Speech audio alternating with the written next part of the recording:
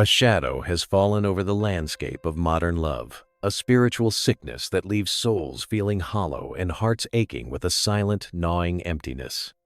You may have felt it, the cold, transactional nature of connection, the dizzying carousel of fleeting profiles that promises everything but delivers only echoes of disappointment.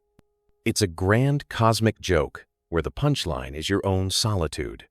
You are told you have more choices than any generation in history, yet you have never felt more profoundly alone, more unseen. This is not a personal failing. It is a symptom of a deeply broken system. If these words stir something within your soul, if you feel the vibration of this truth, let your presence be known. Like this message to anchor its frequency. Subscribe to continue this sacred journey. And share in the comments below the single word "awakened" if you are ready to see beyond the veil. The great philosopher Jean-Paul Sartre once declared, "Hell is other people." While this is often misunderstood as a simple complaint about social annoyance, its true meaning is far deeper and more terrifyingly relevant to our digital age. It speaks to the torment of being seen only as an object, judged and defined by the gaze of others, stripped of your own divine essence. We are living in his prophecy. This is one of our most profound explorations yet, a journey into the heart of modern romance's darkness. Within these next few moments, you will not only understand that the system is broken, but you will see it for what it truly is, a grotesque theater of the absurd, a psychological battleground where love is commodified and authentic connection is punished. By the end of this transmission, your perception of romance will be shattered and reborn. You will see it through the unflinching eyes of existential truth, raw, unfiltered, and in that raw truth, you will find a liberation that is both terrifying and utterly, divinely freeing. We are told we live in an era of boundless romantic possibility, a golden age of connection facilitated by the marvels of technology. We hold in our hands digital pantheons of potential partners, each promising to be the one who finally understands our soul's deep yearning. Dating apps whisper a siren's call of infinite choice, their algorithms claiming to know the secret architecture of our hearts, promising to deliver a perfectly matched soulmate to our doorstep in mere seconds. But Sartre, from his vantage point of existential clarity, would have laughed at this grand delusion. He would have seen the shimmering, glossy interface of Tinder, of Hinge, of Bumble, not as a gateway to freedom, but as the very architecture of a new kind of prison.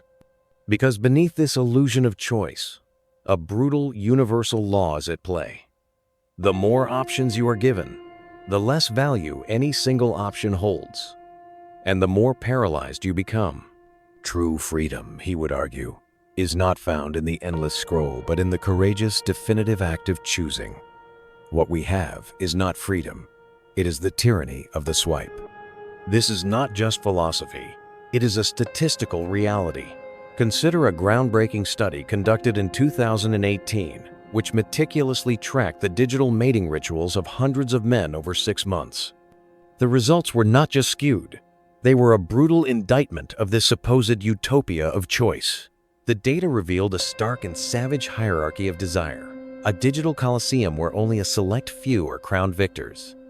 The top 10% of men, those deemed most desirable by the algorithm and the collective gaze, received a staggering 80% of all the matches.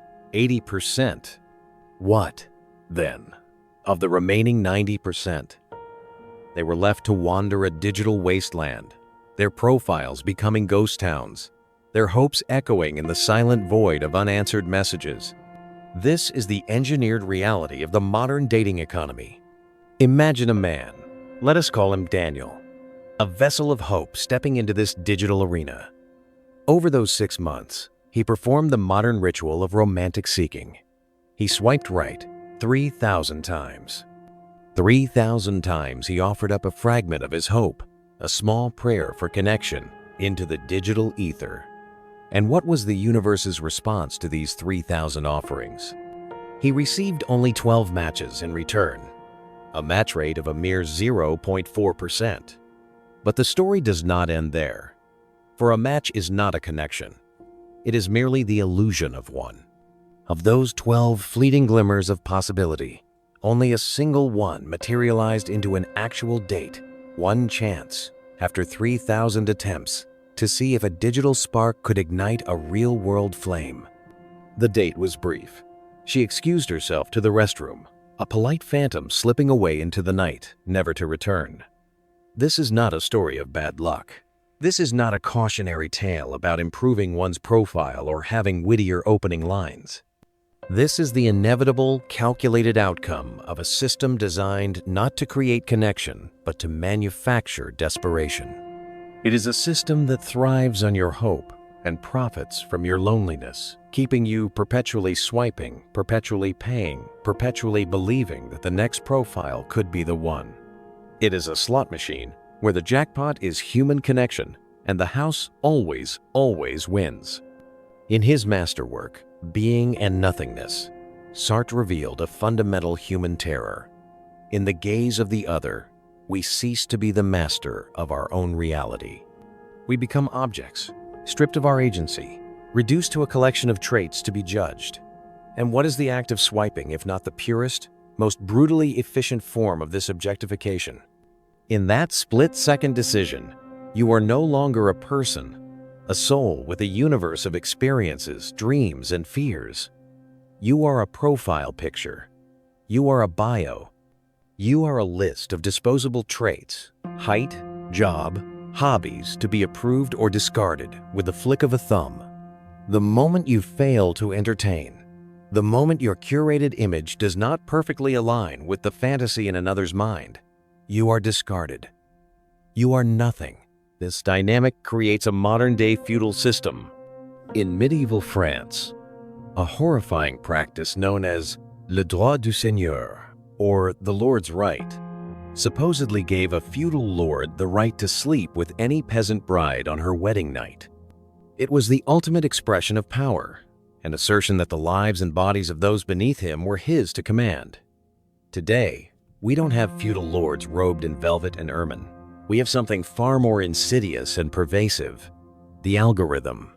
It is the new, unseen monarch of the heart, dictating who sees you, who desires you, who even has the opportunity to deem you worthy of a moment's attention.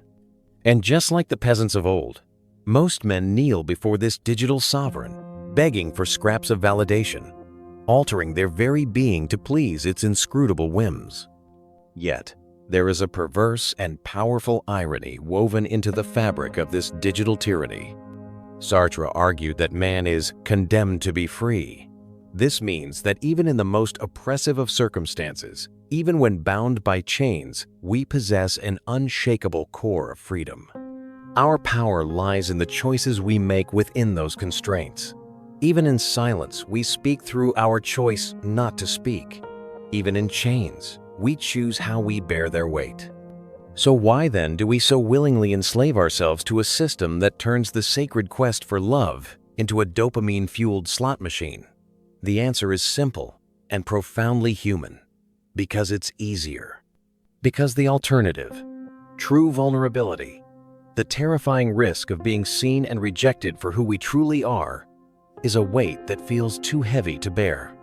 It feels far less painful to blame the algorithm, to curse the shallowness of the game, than to admit the most terrifying possibility of all.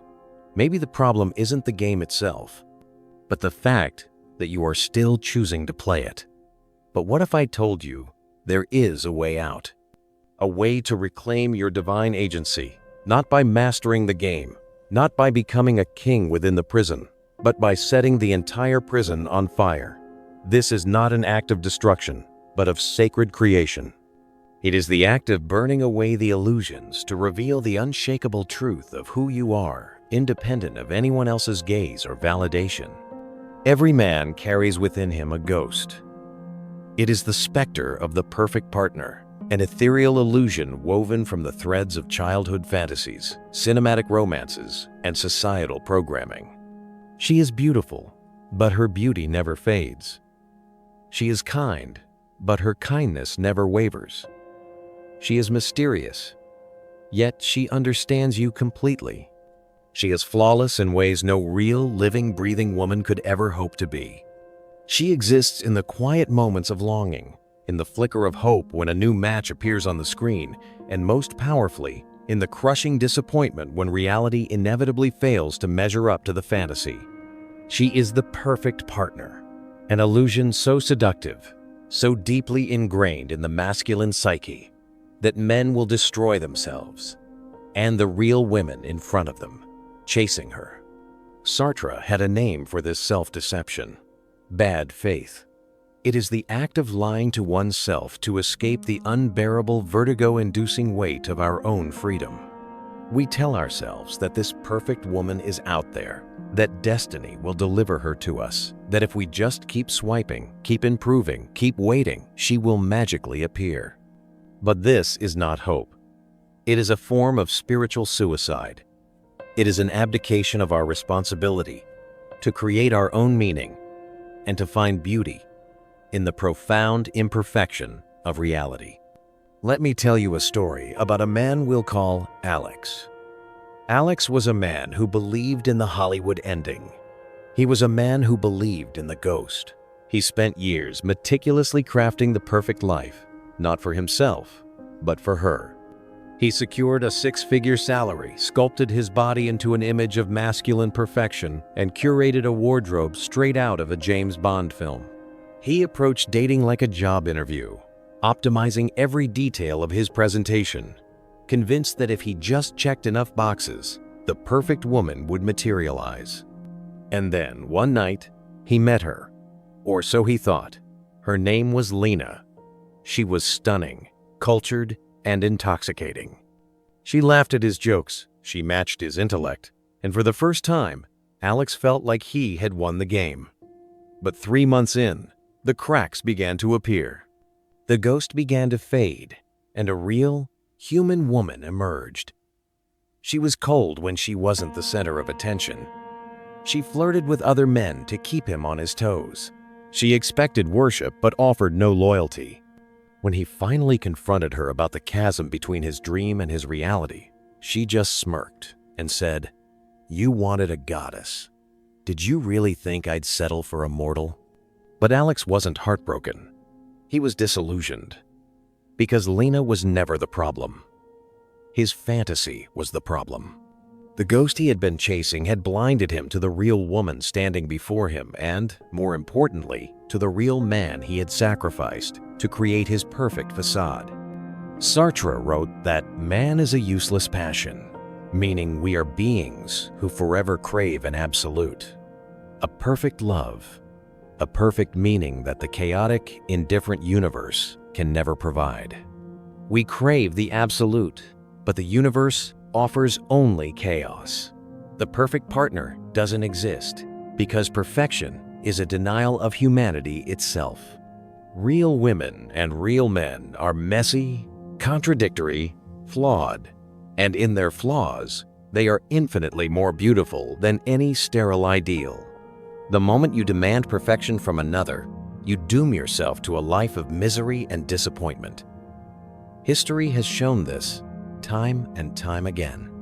In 18th century France, the aristocracy played a parlor game called La Carte du Tendre, a map of tenderness that charted a highly ritualized, idealized path to love.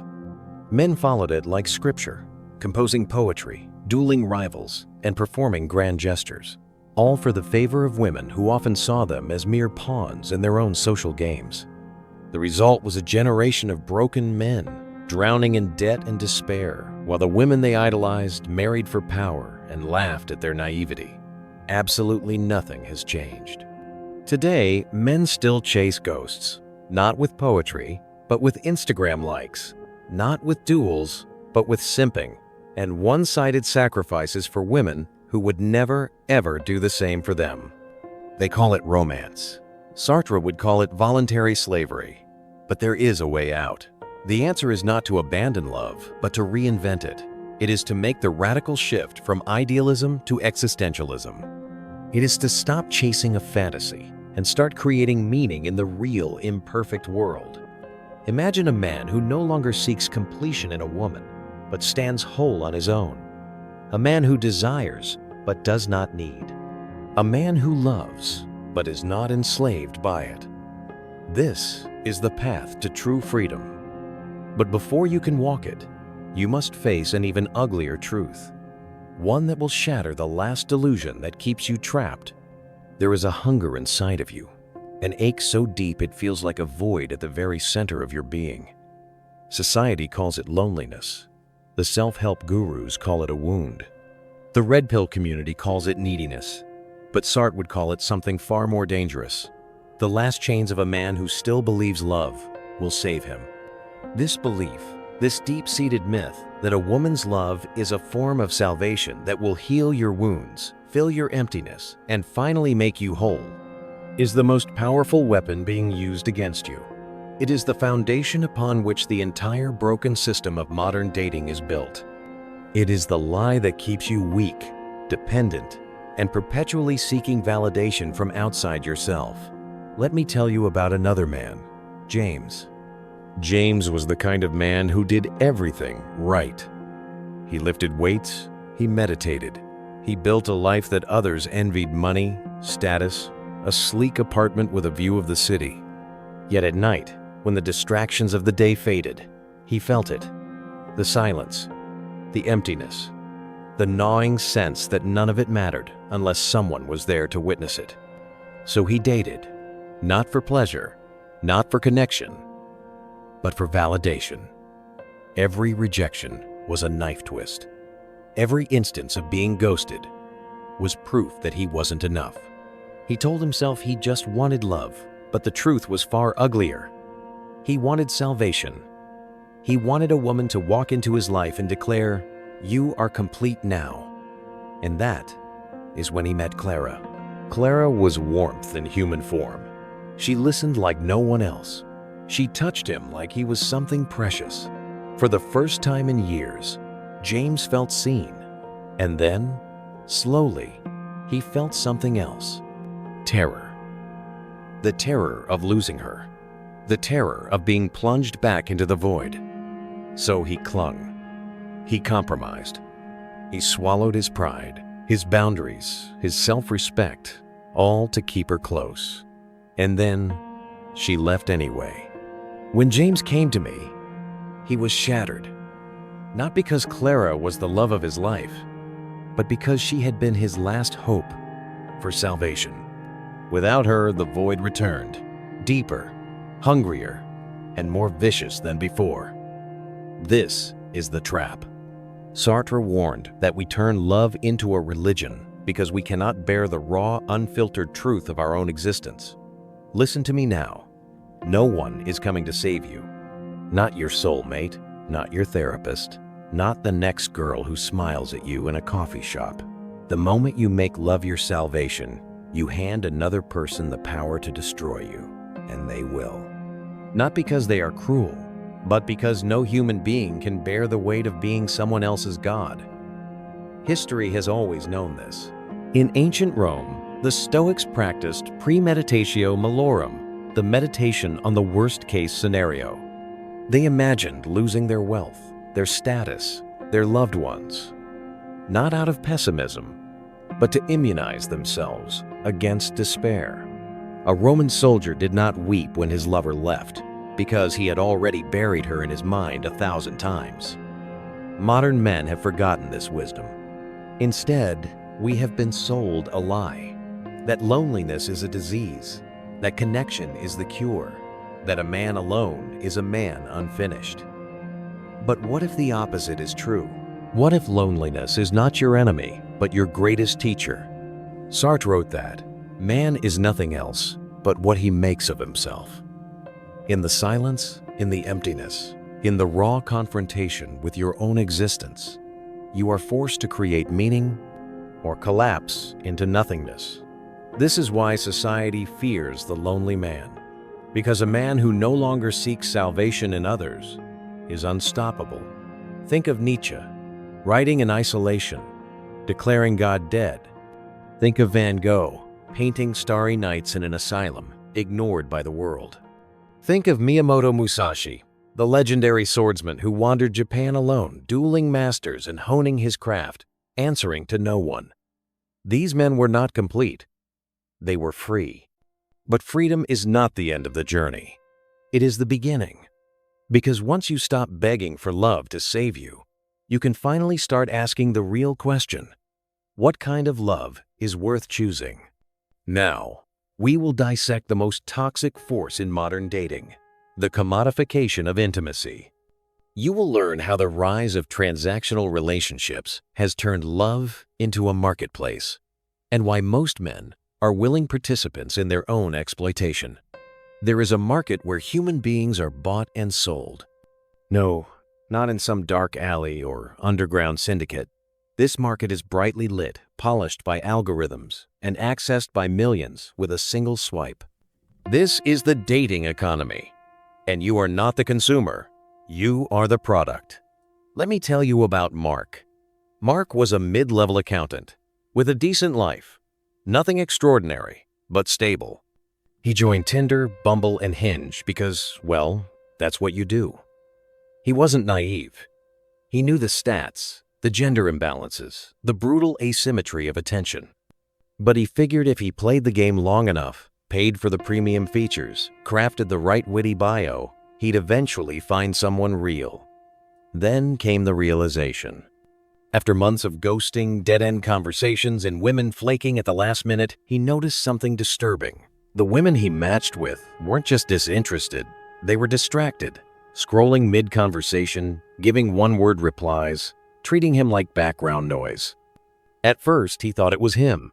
Then he saw the screenshots from female dating groups, women laughing about keeping orbiters on standby, comparing matches like shopping lists, and openly admitting they used the apps for validation, not connection. Mark wasn't being rejected, he was being farmed. This is the dirty secret of modern romance. Love has been financialized. Dating apps operate on the same principles as social media. Attention is currency, and engagement is king. The longer they can keep you swiping, hoping, and paying, the more profit they extract. And just like Instagram manufactures insecurity to sell beauty products, dating apps manufacture loneliness to sell premium subscriptions. Sartre saw this coming. In his critique of dialectical reason, he wrote about the practico-inert, the way systems take on a life of their own, turning human beings into passive objects in a machine they no longer control. Dating apps are the ultimate practico-inert. They don't care if you find love. They care if you keep consuming. But the rot goes deeper than corporate greed. The real tragedy is that men have internalized the marketplace. They have accepted that their value is determined by likes, matches, and response rates. They've turned themselves into walking resumes, height, income, physique, hoping to be selected like a stock on the exchange. And when they fail, they don't blame the system, they blame themselves. If only I made more money, if only I were taller, if only I were funnier. This is how you break a man. You convince him his loneliness is a personal failure, rather than the inevitable outcome of a rigged game. History has seen this before. In the 1920s, the rise of consumer culture turned everything into a transaction, even relationships. Magazines advised women to shop for husbands based on financial potential, while men were told to sell themselves as providers. Love became a contract, romance a negotiation. Fast forward a century, and the only difference is the platform. Instead of newspaper personals, we have Tinder. Instead of dowries, we have Instagram followers. But there is a way out. The first step is to stop participating, not in dating, but in the delusion that love can be quantified. You are not a stock. A woman is not a prize. Connection cannot be gamified. The moment you reject the marketplace, you regain something priceless, your autonomy. But autonomy alone is not enough. Because the final enemy is not the system, it's the part of you that still believes in it. Now, you will discover how to build desire on your own terms, why the most powerful men in history operated outside the system, and how to forge connections that are not transactions, but rebellions. The cage door is open. Will you walk through, or will you stay put? There is a moment in every man's life when he must choose between two deaths, the death of his illusions or the death of his soul. Most men choose the latter without ever realizing it. They kneel before the altar of romantic dogma, begging for scraps of affection from a world that views them as disposable. But a rare few choose the former, the brutal, liberating death of everything they've been told love should be. And in that death, they find something far more powerful, the freedom to love like a rebel. Let me tell you about Victor. Victor was a man who had played the game and lost. He had been the nice guy, the provider, the entertainer. He had jumped through every hoop, followed every rule, and in return he had been cheated on, lied to, and discarded. One night, sitting in his empty apartment, he realized something terrifying. He had never once asked himself what he truly wanted. He had been so busy trying to be chosen that he had forgotten how to choose. So he stopped, not dating, not desire, but the performance of it. He deleted his dating apps. He stopped molding himself into what he thought women wanted. He started approaching romance with a question that most men never consider. Do I even like her? Not. Does she like me? Not. Can I win her over? But simply, is this someone I genuinely want in my life? The change was seismic. Women who had once ignored him now leaned in closer. Conversations became electric, not because he was trying to impress, but because he was genuinely present. He walked away from connections that didn't serve him, not out of bitterness, but out of respect for himself. And for the first time, he understood what Sartre meant when he said, "Freedom is what you do with what's been done to you." Victor had reclaimed the most radical act of all, the right to desire on his own terms. This is the secret that the system doesn't want you to know. The marketplace of modern dating relies on one thing above all else: your desperation. It needs you to believe that your value is determined by how much you sacrifice, how hard you chase, how willingly you conform. The moment you stop begging for validation, the entire illusion crumbles. History's most legendary lovers knew this. Casanova didn't seduce by following rules. He broke them with such audacity that women couldn't look away. Lord Byron didn't write poetry to win affection. He wrote it because he burned with a truth too fierce to contain. These men weren't slaves to love. They were masters of it. Not because they controlled others, but because they refused to be controlled. But rebellion isn't about cynicism. It's not about rejecting love. It's about rejecting the lie that love must be small. Most relationships today are negotiations, not adventures. They're built on fear. Fear of being alone, fear of missing out, fear of not measuring up. But the rebel's love is different. It's built on something far more dangerous: the unshakable belief that connection should be thrilling, unpredictable, and alive. Imagine a man who doesn't settle for convenience. A man who would rather be alone than be bored. A man who walks into every interaction not to extract validation, but to discover, is this person someone who ignites me? That man is no longer a participant in the marketplace. He is a saboteur. But this path isn't for the timid. It requires a level of honesty that most men spend their entire lives running from. It means facing the possibility that you might never find what you're looking for, and being okay with that. It means embracing Sartre's darkest truth. There may be more beautiful times, but this one is ours. No guarantees, no destiny, just the raw, terrifying freedom to choose. So here's the question that will define the rest of your romantic life. Will you keep begging for love, or will you take it? This is where the series ends, but your journey is just beginning. The existential angst of romance never truly disappears. It transforms into wisdom, into strength, into a love that doesn't diminish you but demands you rise to meet it. Type power in the comments below, because the choice, as always, is yours. Now go, the world is waiting.